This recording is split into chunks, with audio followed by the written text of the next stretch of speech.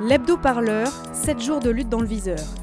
Voilà comment le pouvoir tolère nos luttes. Locales, sectorielles, dispersées. Eh bien, pas de bol pour lui. Aujourd'hui, nous changeons les règles du jeu.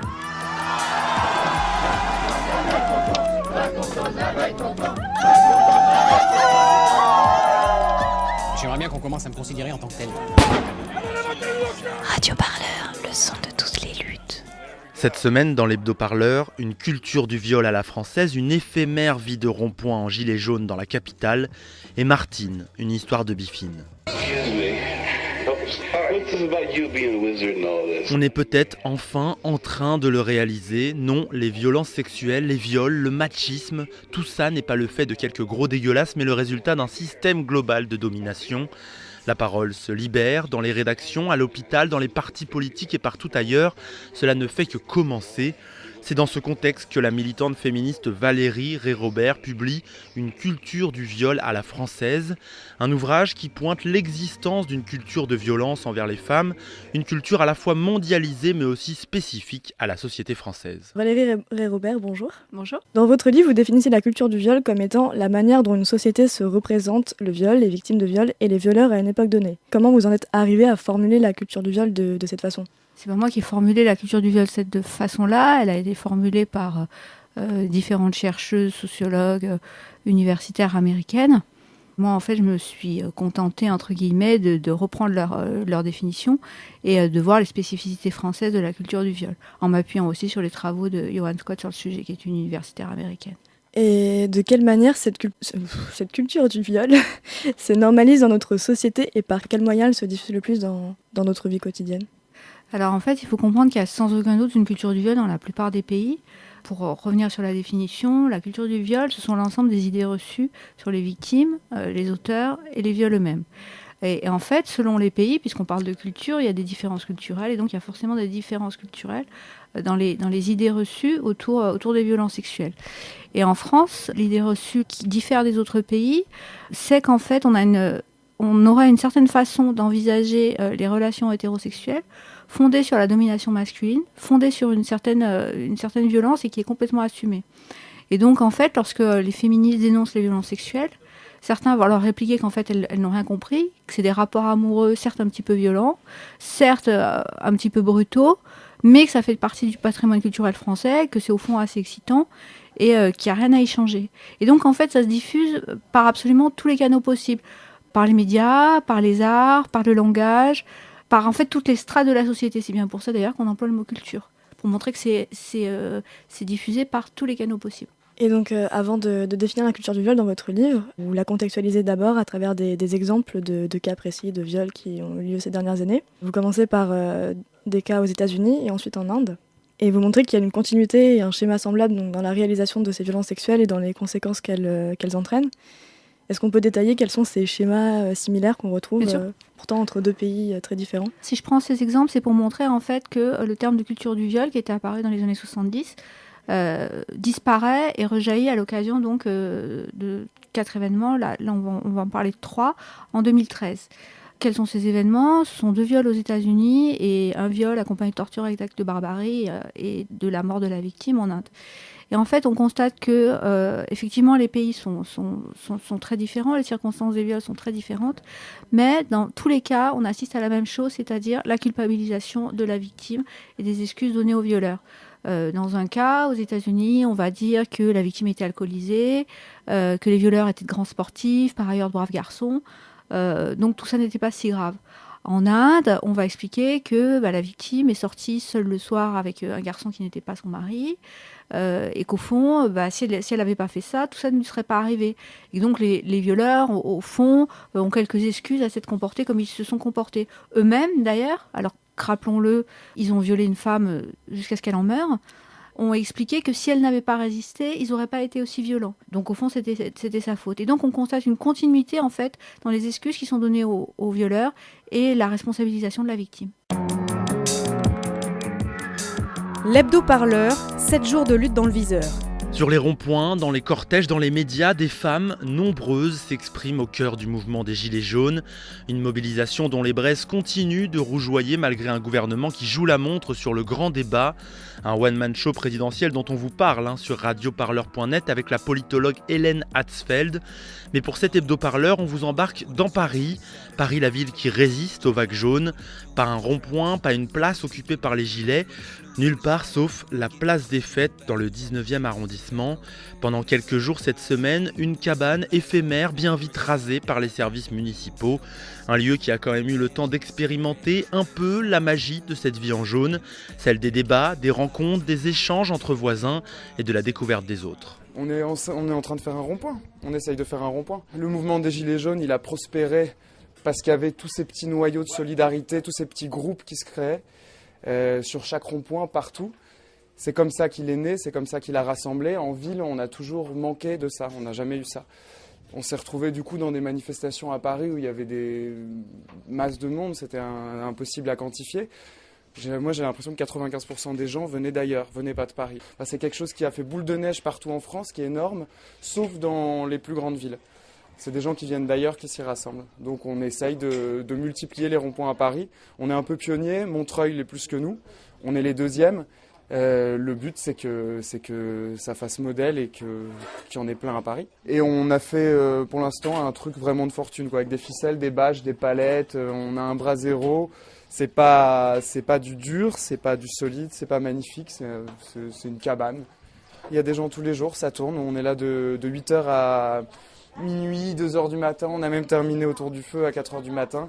Il y a de plus en plus de monde, ça se fait petit à petit, mais il faut aussi qu'on fasse l'effort d'aller beaucoup vers les gens du quartier pour que tout le monde se l'approprie.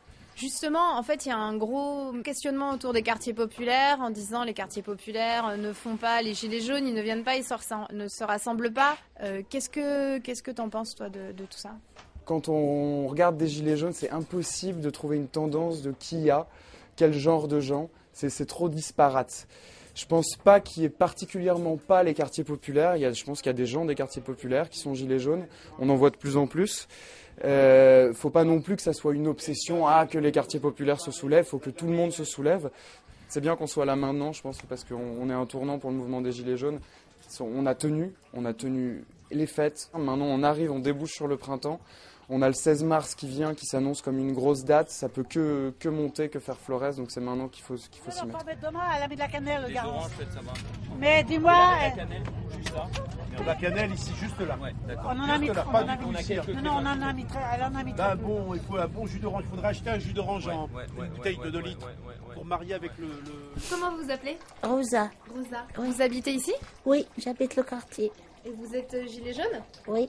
Depuis le début ? Non, oui, mais je regarde à la télé, mais maintenant je participe. On a voté Macron, on aime Macron au début et tout, et là, on ne sait pas qu'est-ce qui se passe. Je suis venue pour aider les gens et pour donner à manger aux gens qui sont malheureux dans la rue. On récupère les légumes au marché. À la fin, ils jettent les légumes, le pâteau dans les poubelles. Nous, non, on le récupère. Je suis contente qu'ils mangent les gens. C'est important, le mouvement des gilets jaunes ? Pour moi, oui, c'est important. Parce que madame, on n'a pas le moyen, tout est augmenté. Et c'est important de faire justement une soirée de solidarité. Oui, c'est très important. C'est de ça, il y a de la musique, la danse, les gens sont contents. Nous, on est tous des sœurs et des frères. Mais bon, si tout le monde défend ça, il ne sera pas des gens dans la rue et tout. Oh bah tiens, par contre, je vais prendre ces oranges-là. C'est surtout pour éplucher les oignons, quoi. Non, mais j'ai pas envie d'éplucher les oignons. Alors, j'aurais préféré qu'on mange des chips tous ensemble et qu'on soit disponibles les uns pour les autres. Vous êtes une voisine ? Oui, je suis une voisine. Je suis du quartier. J'ai reçu cette petit truc d'invitation. Vous voyez, vous êtes invité à la première assemblée des habitants du quartier Place des Fêtes à la cabane jaune dimanche 3 mars à 16h. Donc on est bien aujourd'hui ? Non, je suis un petit peu déçue. Non, parce que j'estime qu'on est venu pour discuter, pas pour éplucher les oignons. Ça va finir par partir. Ça va tenir votre toile ? Je suis pas sûr. Eux, la récup, la débrouille, c'est leur domaine. Les biffins, ces chiffonniers du 19e siècle revendiquent le droit de travailler sans être pourchassés par la police. Leur activité de recyclage d'objets usagés possède en effet une dimension écologique qu'ils aimeraient bien faire reconnaître. C'est aussi une activité d'appoint pour une population d'invisibles extrêmement précaires. Un quotidien que raconte Martine, elle a 65 ans, elle est biffine depuis 40 ans.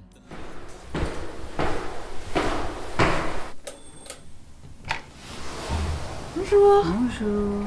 J'ai commencé, j'avais 17 ans parce que j'étais mère célibataire et j'ai commencé à vendre à Montreuil avec mon fils. À cette époque-là, il était tout petit. Et puis, voilà, c'était pour fouiller les poubelles pour revendre, pour pouvoir manger. Voilà, jusqu'à maintenant, j'y suis encore parce que j'ai ça un peu dans le sang, je pense. Et vous rencontrez des difficultés quand vous revendez dans la rue Oui, bien sûr, la police. La police qui peut venir et qui peut tout vous prendre, vous mettre une amende. Ça vous est arrivé une fois? Oui, ça m'est arrivé beaucoup de fois même.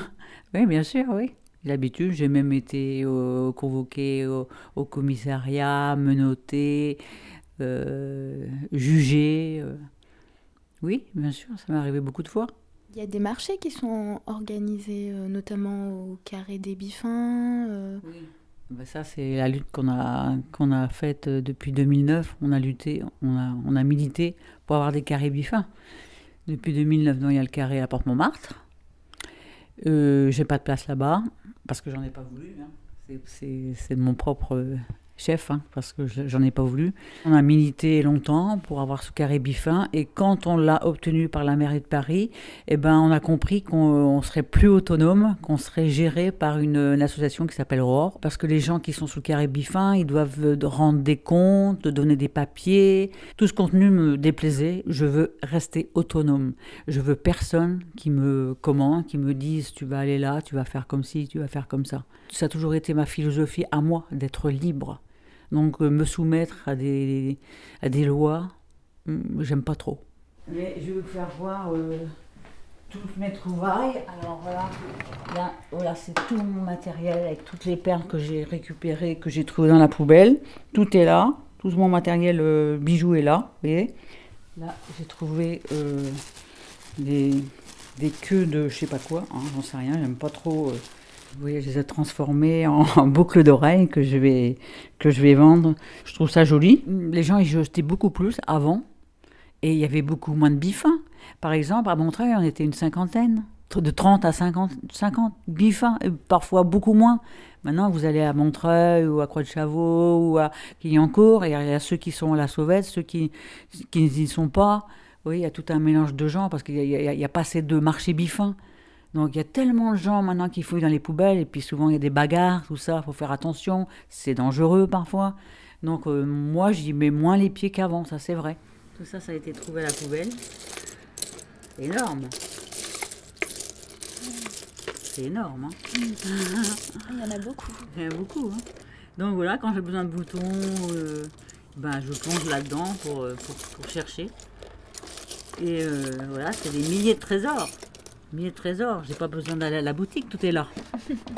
Et là, tous ces masques, que j'adore aussi, ces masques italiens de Venise, alors je les ai tous trouvés dans la poubelle, et celui-là, j'ai trouvé avant-hier. Ce dernier, celui qui est perché là-haut, là. C'est le dernier que je viens de trouver. Vous vous rendez compte? Et quelle est la différence entre un biffin et un marché aux puces classique, des fripes ou la vente à la sauvette? C'est les biffins qu'on fait les puces au départ. Hein. Il n'y avait que les biffins à l'époque. Ils appelaient ça la zone, à Saint-Tron par exemple.